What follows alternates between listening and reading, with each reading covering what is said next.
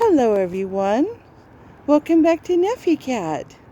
We're really happy that you can join us today. Thank you for being here. So today, this very cute kitty is going to help us learn about two types of investors. So we're going to go back to the 10% money and all of that you've been saving up by being wise from the 10% rule, which goes all the way back up to the richest man in Babylon. And I want to explain here that a lot of times there's two types. When we come to the stock market, there's people who are traders and there's people who are investors. So an investor is someone who puts money into something for the long term. This Johnny Cat bag is a very good symbol of that.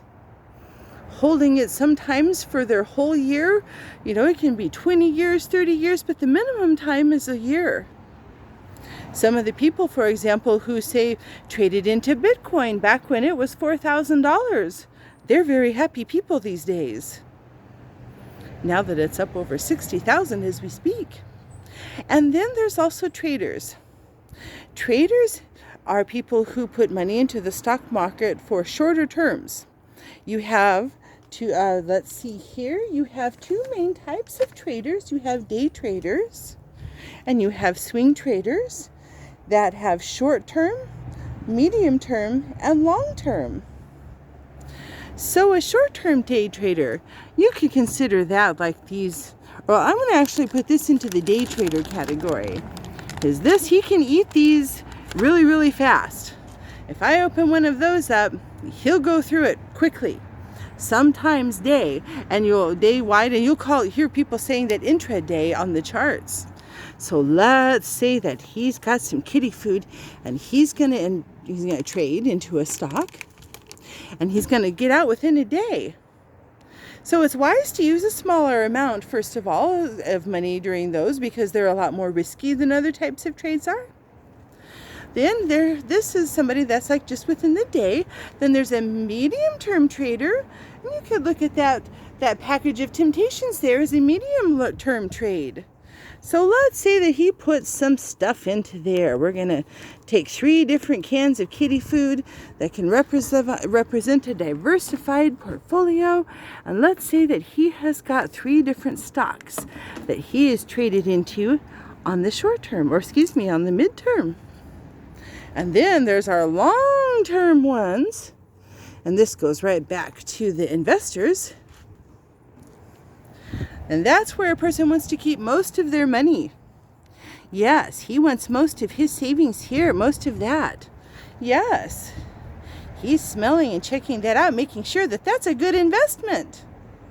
Yes, he is. And let's see here, where should this nast can go? Let's put it up into the long term. He can be a long-term trader. He's got more into the long term, just like every person needs. So a short-term trader is less than a month. Then a medium-term trader is 1 to 3 months oftentimes. And then the long-term, that is actually a trade, will be like from 3 months to 1 year. And then, of course, an investor, as we said before, is more than 1 year. But those differences do matter, and different people's personality types work better with different forms of trading. And I also want to point out that this type of strategy is also used for other things than just besides the stock market. You have people that do these same things with crypto. And another area that's interesting is real estate. Now, real estate, usually you're not going to have it, as short as a day trade. A real estate transaction by default takes a couple of months. So that's more like a midterm trade. And then for most of us, it's more like an investment, a long term, at least. But you do have people who will do what's called flip trading. They'll flip houses. So they'll buy an undervalued house. They'll hodl it for, maybe 3 months to up to a year, a lot of times a year, year and a half, 2 years. And they'll make improvements. Maybe they've added some kitty toys. Yes. I'm going to see how he feels about flipping houses. Do you like flipping houses? Yes. Are you okay to be in there short term? And get out and get your money? Or get your kitty food? Yeah. He seems to be more of a long-term hodler. Maybe that real estate is great for him. We've talked about people that purchase into things like apartment complexes, trailer parks, duplexes, triplexes, family houses that sometimes are either kept as a single unit rental or are kept, as a multifamily as well. Sometimes people will divide them up. But these all go into the long-term investment category. Yes, they do. So I thought it would be kind of good for us to explain these things in a simple kitty way so that we can all understand. He's checking out the day trades. Yes, he's hoping to get a return on his profit, a return on that canned kitty food in the day trades.